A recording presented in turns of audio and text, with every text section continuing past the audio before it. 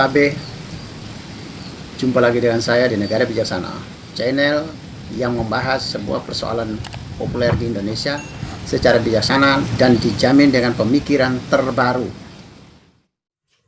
Kalau pada edisi yang lalu saya pernah bicara tentang nasib Ganjar Pranowo pasca disharmonisasi antara Ganjar Pranowo dengan Puan Maharani atau PDIP, bagaimana persoalan itu berdampak pada masa depan Ganjar Pranowo. Kali ini saya ingin menyoroti bagaimana nasib Puan dengan kasus ini.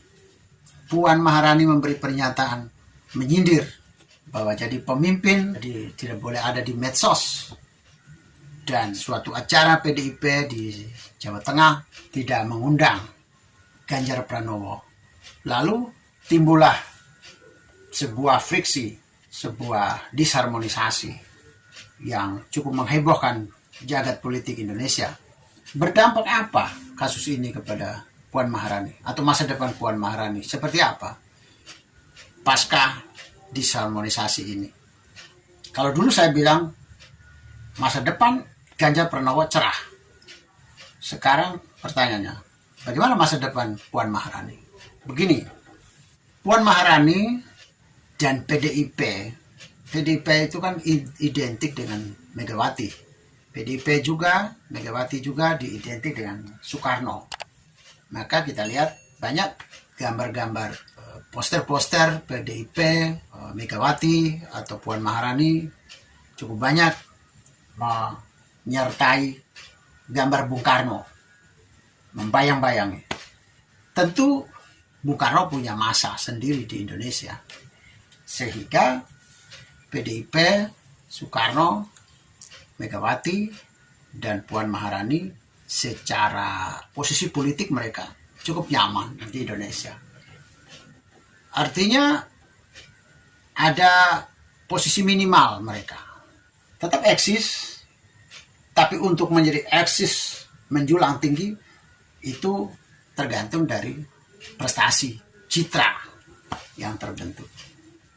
Jadi Puan Maharani sebagai dinasti Soekarno, dinasti Megawati, nyaman dalam dunia politik Indonesia atau khususnya dalam PDIP, nyaman. Tapi untuk menjadi presiden bagi Puan Maharani masih terlalu berat, tidak secerah Ganjar Pranowo. Karena bisa saja rekomendasi PDIP, rekomendasi Ketua Umum PDIP Megawati bisa saja mudah didapat oleh Puan Maharani. Tetapi untuk mencapai kemenangan di level TPS hari H pemilu berat. Mengapa berat? Karena Puan sampai hari ini meskipun beliau itu lama bercengkerama dengan politik di Indonesia, tetapi dia kan tidak memiliki citra yang sebagai pemimpin luar biasa, itu kan tidak. Tidak punya citra buruk, tetapi tidak punya citra yang hebat juga tidak. Dia ya biasa-biasa saja lah. Dia politikus biasa-biasa saja. Tidak ada yang istimewa. Lihat saja berbagai survei kan, Puan bukan berada pada klaster A, bukan. Atau bukan klaster 1 lah, bukan. Berarti kan tidak besar persentase publik yang mengidolakan Puan dibanding Ganjar. Dalam kondisi biasa pun Puan sudah tidak mendapat simpati publik yang tinggi. Persentasenya tidak tinggi. Dalam keadaan biasa loh.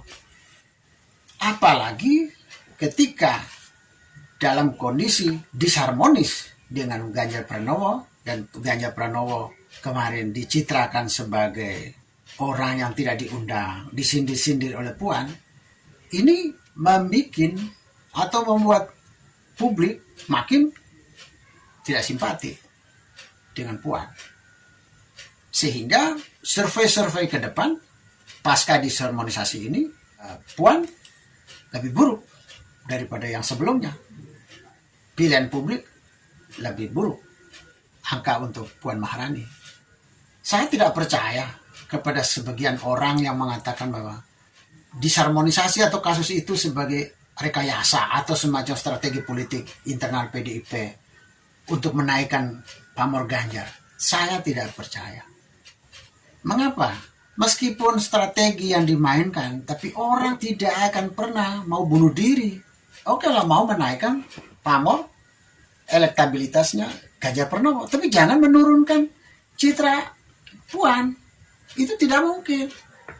Kalau menaikkan Ganjar Pranowo, kalau tidak bisa ikut menaikkan citra tokoh politik lain dari PDIP, minimalnya tidak mengganggu.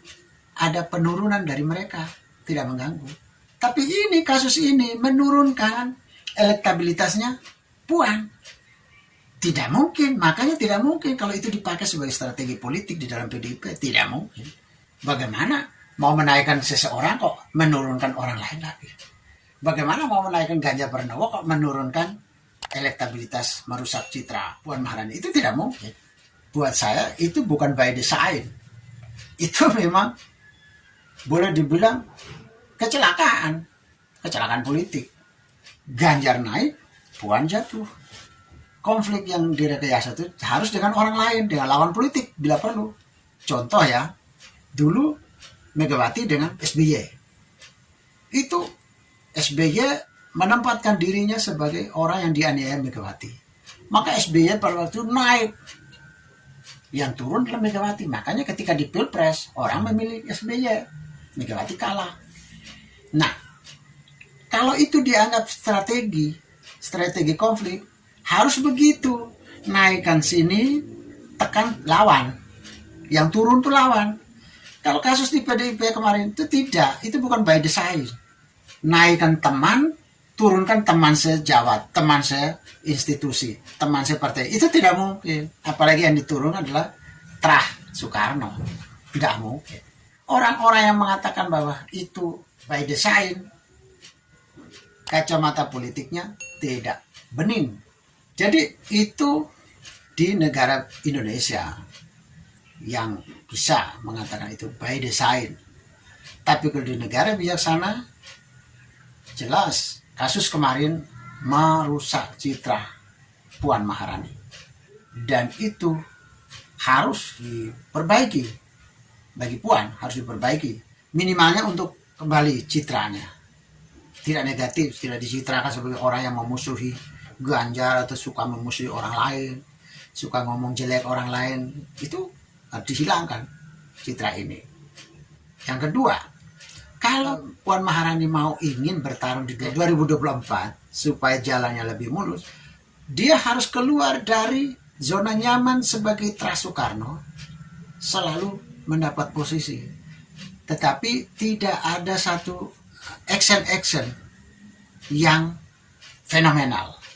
Harus bikin action fenomenal, menyelamatkan persoalan-persoalan genting yang bisa dicatat di dalam memori publik, yang akan bisa memberi penilaian positif bagi Puan di 2024. Kalau cuma datar-datar saja seperti selama ini, bermain di zona nyaman, maka 2024 bagi Puan Maharani berat sekali.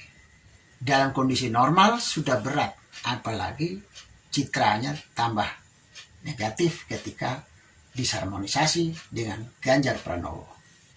Jadi kalau di negara bijaksana, publik di negara bijaksana, tentu 2024 mereka belum memberi keputusan kepada Puan Maharani. Mereka membutuhkan perbaikan citra Puan Maharani atas disharmonisasi dengan Ganjar Pranowo. Dan yang kedua, Puan Maharani perlu keluar dari zona nyaman sebagai Trah Soekarno yang bekerja dengan kondisi datar-datar saja, tapi harus melakukan action yang fenomenal, yang menggetarkan publik, yang membuat daya ingat publik. Kalau bicara Puan, ingat ini actionnya, ingat ini actionnya. Seperti orang kalau bicara Ahok, ingat ini actionnya gitu loh.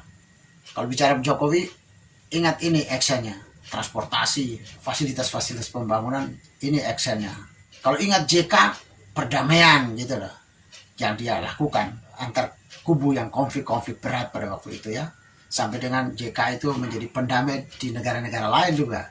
Nah, ini seorang Puan Maharani untuk 2024 harus berani keluar dari zona nyaman dan berani melakukan action-action yang fenomenal, yang menyelamatkan kondisi genting, bahkan yang sulit dilakukan oleh tokoh lain.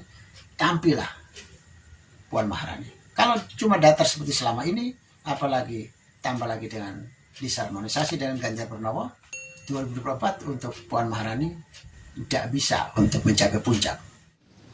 Jika Anda setuju dengan saya, Anda seide dengan saya, berarti kita berada pada satu perjuangan yang sama, yaitu ingin melihat Indonesia menjadi lebih baik, Indonesia menjadi negara yang bijaksana yang kita impikan. Caranya adalah dengan Anda memberi dukungan dan berpartisipasi dalam channel ini.